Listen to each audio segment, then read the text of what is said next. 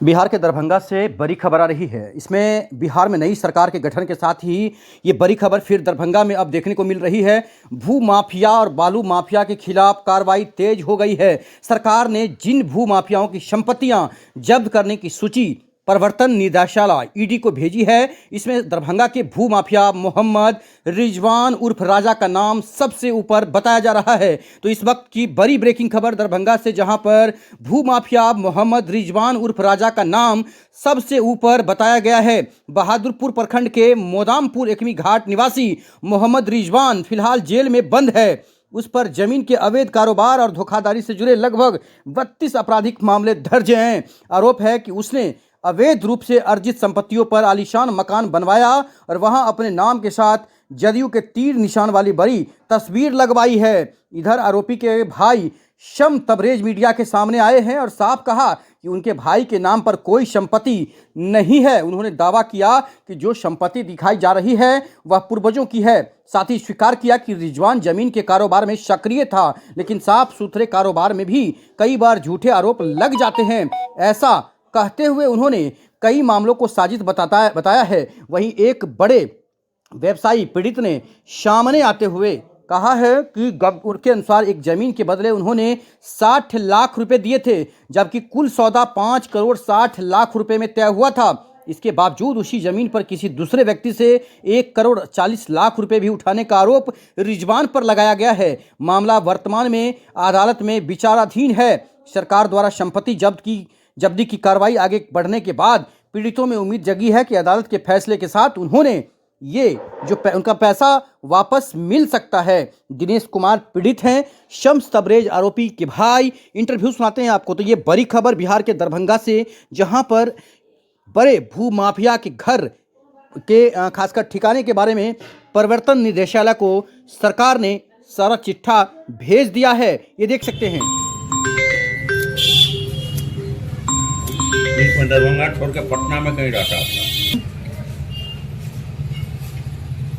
पैसा, लेकिन इसके पास भी नहीं है। जो वकील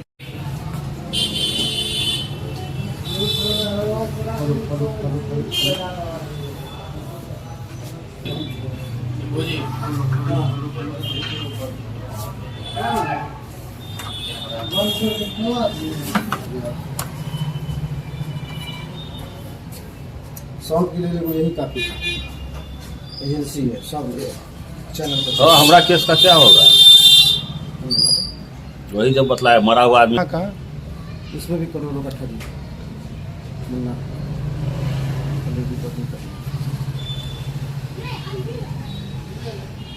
क्या करते थे आपके भाई जो है, वो करते क्या? वो प्रॉपर्टी का काम करते थे, उसी में उसको फंसाया गया। बहुत सारे लोग हैं जो निर्दोष है, उसको फंसाया गया है। और इस संबंध में कोई नोटिस आया है आप लोग को? नहीं, नोटिस तो कुछ नहीं आया अभी हमें।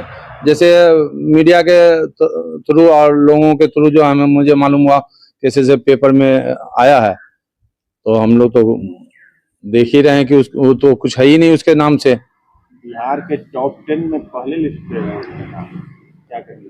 अब टॉप 10 में है तो आकर के ईडी अपने देखेगी कि क्या है नहीं है। हम आप तो कुछ बोल नहीं सकते, कर नहीं सकते। और हमारे बाप दादा की जमीन है। बताया गया है उसमें कि करोड़ों की संपत्ति, 20 करोड़ प्लस का वो आरोप लगाया गया। करोड़ों की यहाँ तो 10 रुपया नहीं उसके पास है। जो आदमी 2 साल से जेल में है, उसका घर भी चलना मुश्किल है।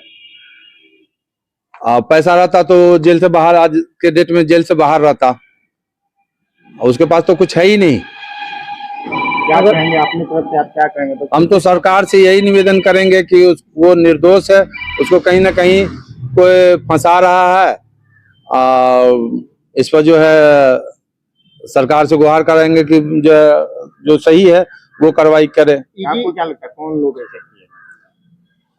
अब लोग कोई बड़े ही आदमी हैं जो उसको फंसाया।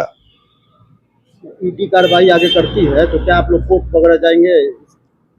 नहीं, ईडी से तो हमें ये है कि ईडी जो भी कार्रवाई करेगी सही करेगी, हमारे पक्ष में करेगी। जो सही होगा वही करेगी। उसके नाम से जो प्रॉपर्टी होगा वही जब्त करेगी। क्या लग रहा है कहीं ना कहीं राजा ने भी कुछ गलती की होगी जिसका खमियाजा वो भुगत रहा है? कहीं तो कुछ हल्का फल्का था। जमीन का जो भी धंधा करने वाला है वो तो साफ सुथरा धंधा, कहीं जमीन तो होती नहीं है, उसी में उसको फंसाया गया।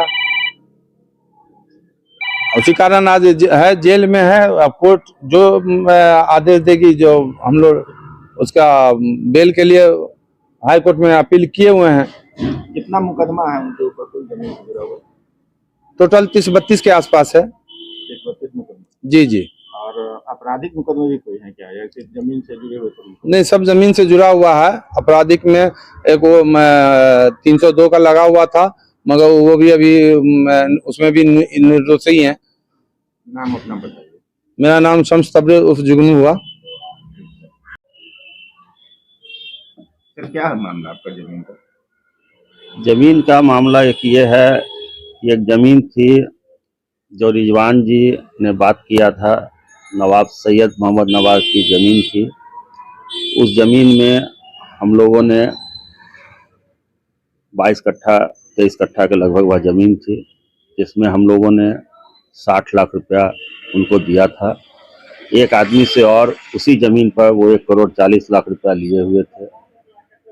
बाद में हम लोगों का बैठ करके बातचीत हुई, समझौता हुआ, लेकिन नतीजा कुछ नहीं निकला। अब अंदरूनी मामला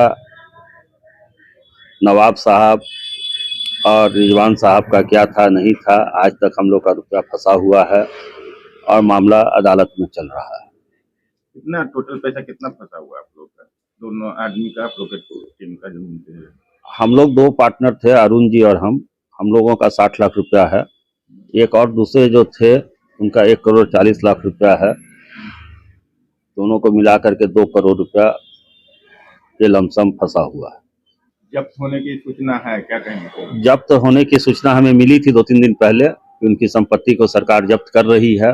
अब आशा हम लोगों में जगी है कि उनकी संपत्ति जब्त होगी तो उसमें जो भी रेशियो हमारा बने हमको मिलना चाहिए। यही हम आशा करते हैं सरकार से। उम्मीद भी किरण जगी है? जरूर जगी है। नाम बताइएगा। मेरा नाम दिनेश कुमार दारुका।